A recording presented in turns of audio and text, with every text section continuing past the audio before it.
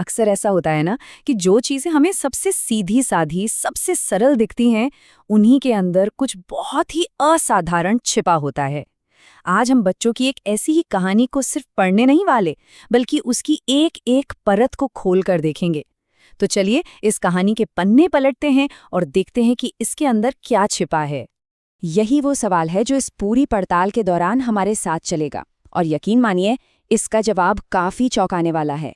तो चलिए सबसे पहली और सबसे सीधी परत से शुरू करते हैं, यानी कि खुद कहानी से। तो हर अच्छी कहानी की तरह इसकी शुरुआत भी बहुत सादे ढंग से होती है। कहानी में दो बच्चे हैं, जीत और बबली, और उनके बीच दोस्ती और खेल का एक रिश्ता है। जरा सोचिए उस सीन के बारे में। छुट्टियों का एक बढ़िया दिन, हवा में दो बच्चों की हंसी गूंज रही है, जीत और बबली जो अपने खेल में पूरी तरह से मगन है। और फिर खेल का असली मजा शुरू होता है। जीत बॉल फेंकता है, बबली पूरे जोर से बल्ला घुमाती है। वो एक पल जो एनर्जी और बचपन की खुशी से एकदम भरा हुआ है। और बस यहीं पर कहानी में एक ट्विस्ट आता है। गेंद चली गई एक ऐसे बगीचे में जिस पर ताला लगा है। खेल अचानक से रुक गया। अब क्या होगा? ज्यादातर कहानियां शायद यहीं खत्म हो जाती, है ना? लेकिन ये वाली, अरे ये तो बस शुरू हो रही है, क्योंकि ये खेल का अंत नहीं है, बल्कि एक बहुत ही शानदार सबक की असली शुरुआत है। तो चलिए अब पहली परत हटाकर देखते हैं। कहानी के ठीक बाद कुछ एक्सरसाइज दी गई हैं।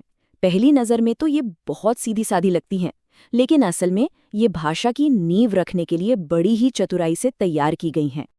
यहाँ एक बड़ा ही दिलचस्प कॉन्सेप्ट आता है, साइट वर्ड्स। देखिए, ये रटने वाले शब्द नहीं हैं। इसका आइडिया ये है कि बच्चे इन आम शब्दों को जैसे दिस, अ या हाउ देखते ही पहचान लें। इससे पढ़ने की रफ्तार और फ्लो दोनों ही बढ़ जाते हैं। ये बहुत ही जबरदस्त तरीका है। और ये देखिए कितना शानदार है, विलोम शब्द सिखाना।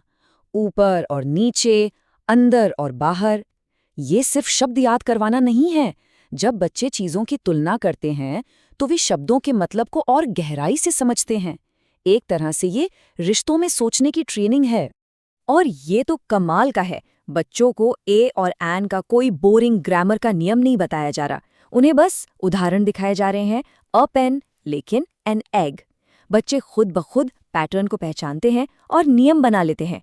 इसी को तो कहते हैं डिस्कवरी लर्निंग, अपने सबसे बेहतरीन रूप में। तो सवाल ये है कि क्या ये चैप्टर सिर्फ भाषा सिखाने तक ही सीमित है, या फिर इसके पीछे कोई और बड़ा मकसद भी छिपा हुआ है?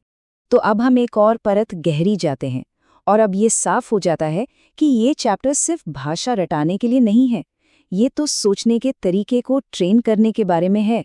मतलब लॉजिक, वजह और उसका असर, और क्रिएटिव प्रॉब्लम सॉल्विंग जैसे स्किल्स। जैसे ही एक्सरसाइज है वाक्यों को सही क्रम में लगाना। ये कोई रटने वाला टेस्ट नहीं है, समझिए। ये तो कारण और प्रभाव यानी कॉज एंड इफेक्ट का पहला पार्ट है। बच्चों को ये सीखने को मिलता है कि घटनाओं का एक लॉजिकल सीक्वेंस होता है, एक वजह होती है और फिर उसका असर होता है। इसे समझना किसी भी कहानी की रील को समझना है। याद है वो खोई हुई गेंद? वो कहानी में सिर्फ एक रुकावट नहीं थी, वो असल में क्रिएटिव थिंकिंग के लिए एक मौका था। मैसेज बिल्कुल साफ है, जब एक रास्ता बंद हो तो एक नया रास्ता खोजो। और इसका हल देखिए कितना सिंपल और जीनियस है। बबली बस अपने आसपास देखती है और जो कुछ भी मिलता है उसका इस्तेमाल करती है। कपड़े के टुकड़े, कागज, ऊन। ये सिर्फ क्राफ्टिंग नहीं है, ये तो उस मानसिकता को बढ़ावा देना है जिसे हम जुगाड़ कहते हैं। कम साधनों में नए नए हल खोजने की कला। और अब हम पहुंच रहे हैं कहानी के बिल्कुल दिल में, सबसे गहरी परत तक। इस लेसन में एक ऐसा हिस्सा है जो सिर्फ टीचर्स के लिए है। इसे एक मास्टर की समझ है जो इस पूरे पाठ के पीछे की असली फिलॉसफी को खोलकर हमारे सामने रख देती है। तो सबसे जरूरी बात, टीचर्स को कहा गया है कि वे बच्चों को उनकी मातृभाषा में बोलने के लिए बढ़ावा दें।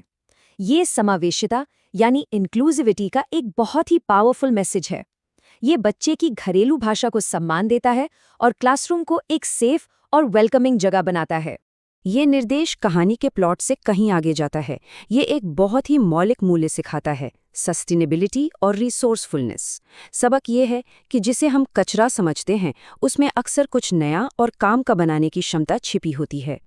और आखिर में ये एक्टिविटी, ये सिर्फ एक होमवर्क नहीं है, इसे पीढ़ियों के बीच कनेक्शन बनाने और अपनी संस्कृति के लिए सम्मान पैदा करने के लिए डिज़ाइन किया गया है।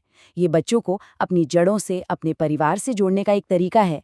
तो जब हम इन सभी पजल के टुकड़ों को एक साथ जोड़ते हैं, कहानी, भाषा की एक्सरसाइज, सोचने की चुनौतियों और शिक्षा की फिलॉसफी, तो हमारे सामने क्या तस्वीर उभरती है? जो उभरता है वो एक संपूर्ण शैक्षिक मॉडल है। ये एक चैप्टर एक एजुकेशनल स्विस आर्मी नाइफ की तरह है। ये एक ही समय में पढ़ने की समझ, vocabulary, logic, creativity, sustainability, inclusivity और कल्चरल कनेक्शन सब कुछ सिखाता है। ये एक मल्टी डायमेंशनल और बहुत ही सोफिस्टिकेटेड टूल है। अंत में ये विश्लेषण हमें दिखाता है कि कैसे एक साधारण सी दिखने वाली कहानी को सीखने और पर्सनल ग्रोथ के लिए एक पावरफुल मल्टी लेयर्ड इंजन में बदला जा सकता है। और ये हमें एक विचार के साथ छोड़ जाता है। हमारे आसपास की और कौन सी साधारण दिखने वाली चीजें हैं जिन्हें शायद इतनी ही सोची समझी और गहरी डिजाइन के साथ बनाया गया है? शायद अगली बार देखने पर कुछ नया नजर आए।